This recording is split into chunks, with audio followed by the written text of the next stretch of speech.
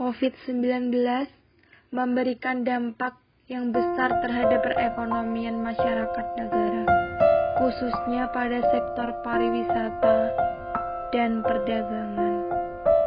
Banyak aktivitas perdagangan jual beli yang terhenti untuk beberapa waktu kala itu, yang mengakibatkan penghasilannya menurun karena tidak adanya aktivitas di luar rumah.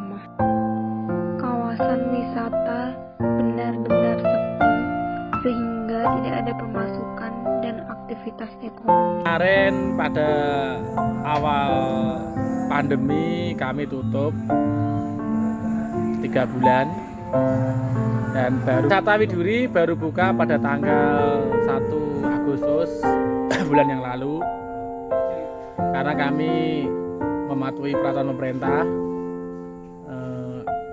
Walaupun kami di sini sepi, tidak ada pendapatan, tapi kami juga tetap menempati peraturan pemerintah.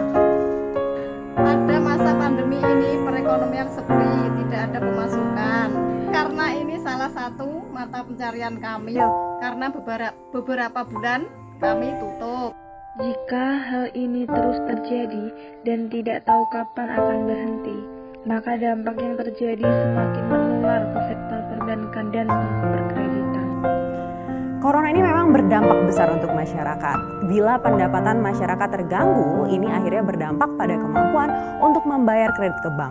Demikian juga untuk bisnis. Bila tidak bisa diatasi pemerintah, maka akan memperbesar potensi kenaikan kredit macet di perbankan alias tingkat NPL ini. Kita akan lihat seperti apa datanya. Sebelumnya ada 2 data di sini, yaitu ada NPL gross dan juga NPL net. Jadi NPL gross ini merupakan rasio kredit bermasalah yang dihitung dari total kredit sebelumnya dikurangi nilai penghapusan penyisihan aktiva produktif atau PPAP bank. Kalau NPL net ini merupakan rasio kredit bermasalah dari perhitungan total kredit yang sudah dikurangi PPAP. NPL gross ini adalah NPL yang membandingkan jumlah kredit berstatus kurang lancar, diragukan dan macet yang disatukan dengan total kredit yang disalurkan. Nah, NPL gross ini lebih penting diperhatikan karena makin besar NPL gross-nya, maka akan semakin memperburuk reputasi banknya karena ini menunjukkan bahwa bank tidak bisa menyeleksi calon peminjam dengan baik. Kita akan lihat datanya. Kalau di Juni 2020 ini NPL-nya yang gross sudah mencapai 3,11%, sedangkan netnya 1,13%. Kita bandingkan dengan di bulan Desember di 2019 ya, ini NPL gross-nya 2,53% dan netnya 1,19%. Artinya ini ada terjadi kenaikan di sini.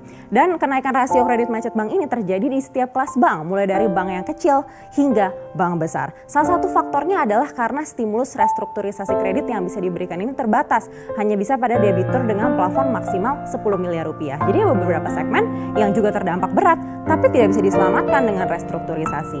Nah, kalau menurut OJK memang kenaikan NPL ini bukan semata-mata karena pandemi saja, tapi karena memang ada debitur yang juga sudah mulai terlihat kesulitan nih sebelum COVID-19, lalu jadinya semakin parah dengan adanya pandemi.